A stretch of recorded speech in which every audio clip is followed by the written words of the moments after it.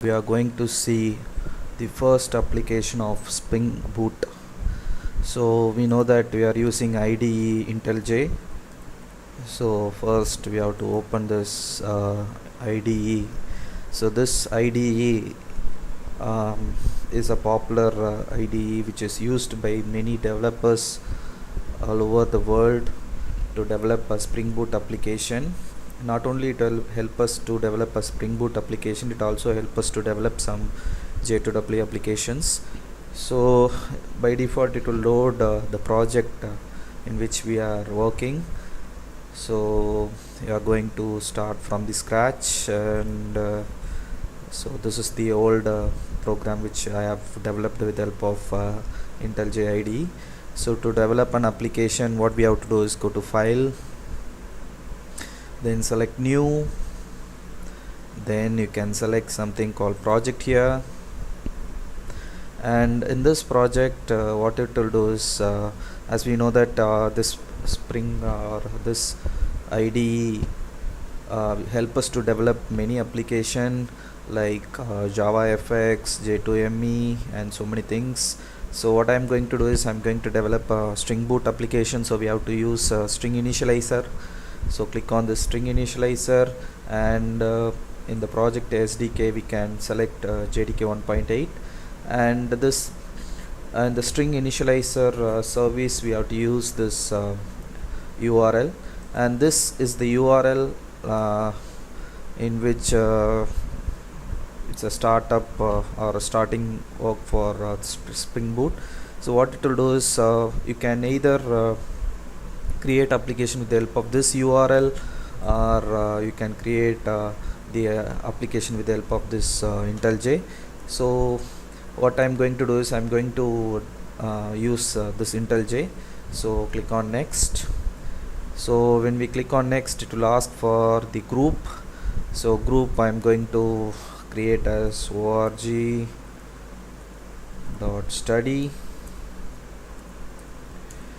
So the artifact is the demo. So what it will do is it will create a XML file, that is pom.xml, with the help of group and artifact, and we will see that when we go for the next steps.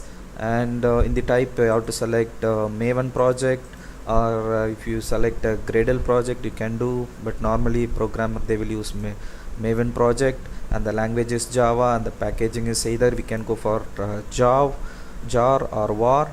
So this jar is Java archive file, and this var is web archive file. The outcome, if you select this jar, the outcome will be the package will be, it is in the jar format, or if you want to have a var we can use var file, and the version is Java version 8, and the version here is 0.0.1 snapshot, and the name is demo, and the description is demo project. So this everything, the metadata about the project, it will be in the pom.xml file. Then we click on next, and this is the main thing. Here we can include the dependencies, and we are using this Spring Boot 2.0.3, and in the core what normally we will use is we will use dev tools, and right now I'm not going to use it, but just select that. And in the web I will use web, and in the template engine normally they will use something called as Themeleaf template. So I'm going to select this, and I'm not going to use any database for this video, but in the upcoming video I'll use some JDBC, then JPA, etc. And after doing that, so there are so many dependencies are there. We can connect this Spring Boot with the cloud, and so many options are there. So click on next. So this is the project name. So project name I'm going to do is I'm going to put the name as first demo, and click on finish. So I'm going to overwrite this workspace with the help of with my new program. So click on this window. So what it will do is it will download all the dependencies and jar files, and it will ask for Maven projects need to be imported. Click on enable auto import. So what it will do is the first demo is the project thing, and this is the section, and this is the pom.xml. It's a you can see in the group we have given org.study, and the artifact name is demo, and the version is 0.0.1 snapshot, and the packaging we have selected var instead of jar. And these are the dependencies. For example, when we use this theme leaf template, and the dependencies group id will be generated as well as the artifact. And similarly, like I have selected dev tools, then by default this Tomcat is bundled inside this, and everything it will be added by itself with the help of pom.xml. And I'm going to create a source file. So in the source file we have a main thing followed by the package we have included. So we have included org.study.demo, and by default it will have this demo.application, or sorry, demo application.java. It doesn't work until we add some application into it. So what I'm going to do is I'm going to create a new Java file. So right click on this package, then select new, something called Java class. So I'm going to give the name as hello, then click on OK.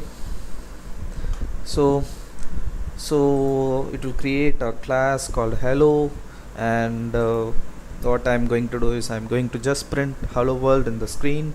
So for that we have to use annotation.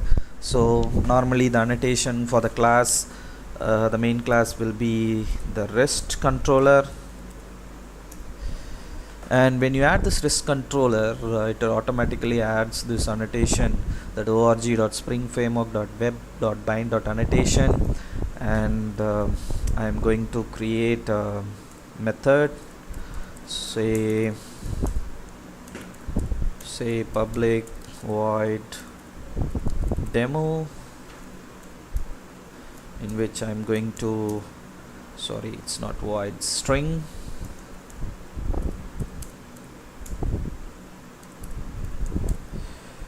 and I'm going to return the string hello world.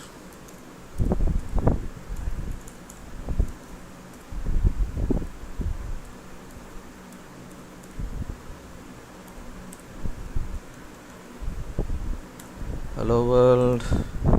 And to return it, what we have to do is we have to create the request mapping annotation. So request mapping annotation, and this request mapping annotation we can give the path in which it is going to execute. So the path is just a slash. So this is like we will print a hello world application, or simply we will print the hello world. What I will do is I will go to this demo application and right click somewhere here and click on run demo application, and it will execute. So you can see the operation build. It will take some time because it's running for the first time. Then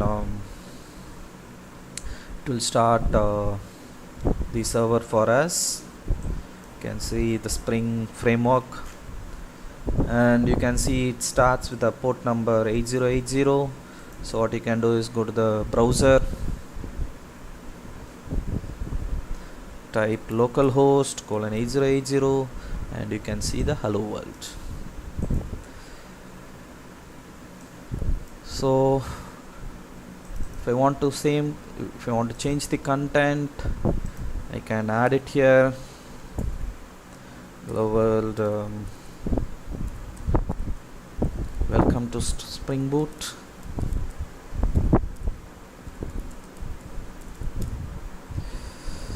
So I'm not going to run with the help of this button. What I'm going to do is I'm going to use something called as Maven. So we can run the Spring Boot with the help of this run option, or we can help of this Maven. So if you want to run this with the help of Maven, so you have to type Maven, MVN, spring -boot, then you have to type run. So you can see the Maven thing, it's working.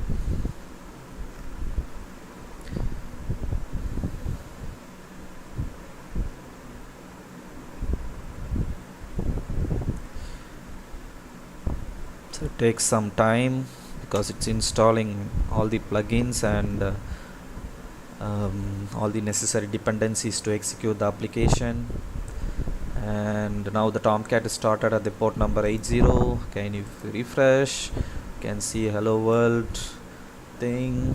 So we can run this boot, the string boot, with the help of two options. One is we can directly go to the run option, or you can run, or with the help of this Maven command we can do that.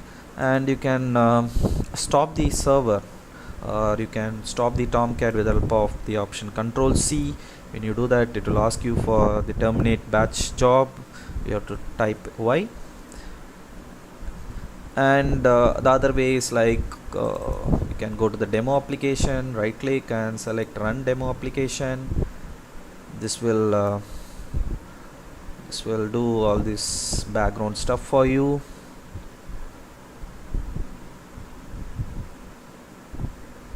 Yeah, the same thing. So you'll get the same result. So this is how we will develop a simple string boot application. So this is like the REST controller annotation. This represents that this will be the important controller, and we have created a class called hello, and we have created a request mapping the slash. Suppose if you want to change it, so you can change like this, for example hello followed by world. So if you do this, what happens is like when you run this application, while running this application, we have to add this path in the browser. It's like this. So when you type enter, it won't work because it will give you the white label error page because the resource is not available. But when you give this the path which you have mentioned in request mapping, it will work. Yeah, it will work. So this is how we will develop a simple application with the help of the Spring Boot. Thank you for watching, and please subscribe to this channel.